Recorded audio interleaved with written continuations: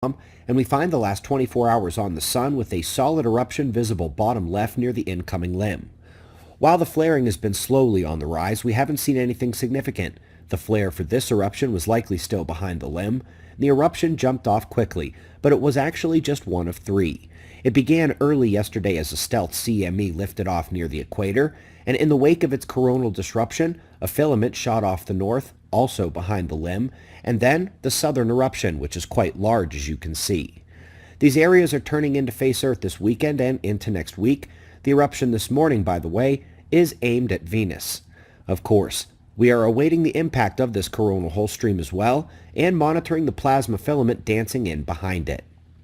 Let's go to GOES 16 and a gorgeous shot of mid-level water vapor return and the lightning overlay. That's Henri out in the Atlantic, and it's heading north for impact towards New England. Will be important to watch the progress over the weekend.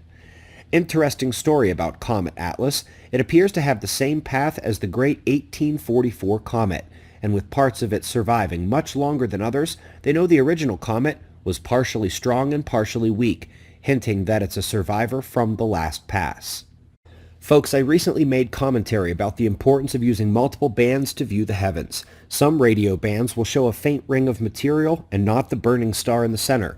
Sometimes to see the big picture, you have to combine a number of wavelengths. This article from NRAO is a good explanation for why this is the case, with some excellent examples as well. Super cool simulation out too on the Magellan Extreme and its tail after impact with the Milky Way galaxy's circumgalactic medium. Easter egg, top observers. Plasma instabilities around the outside come in the interchange form, which we saw earlier this week. A bit of the Kelvin-Helmholtz instability as well, after the initial Rayleigh-Taylor instabilities of the expansion near the shock wave. Nice to see all those coming back to say hello.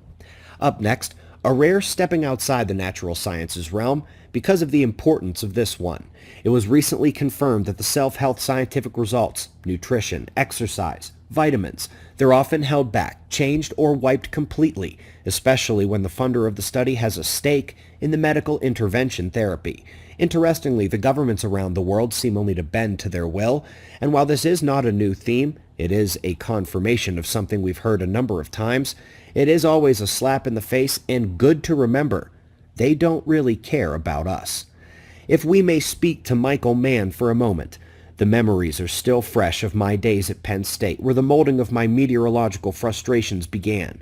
This paper is pretty much what you can infer from the title. They are on the run. The uncertainties and biases and ignored peer-reviewed literature are catching up to climate science, even if it hasn't caught up to the propaganda in the mainstream news just yet. And as we like to remind everyone, pollution is still bad, and so the premise of environmental action is somewhat legitimate here. But it is an effort to take embarrassment and pat the field on the back, remotivate it. But for the rest of us, we've been able to smell this fear since 2016 or so. Now, last but not least, yesterday's top story really could have been better described.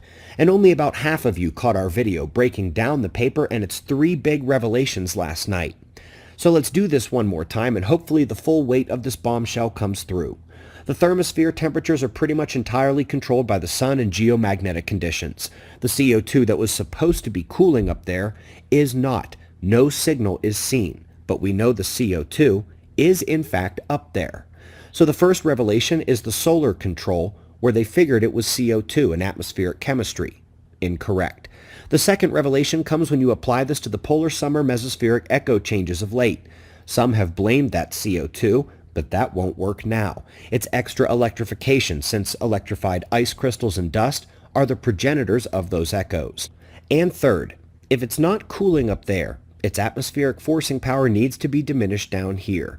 And just as was the case up there, the answer to how to fix the story down here is the sun and geomagnetic conditions. There, now you don't need to go watch.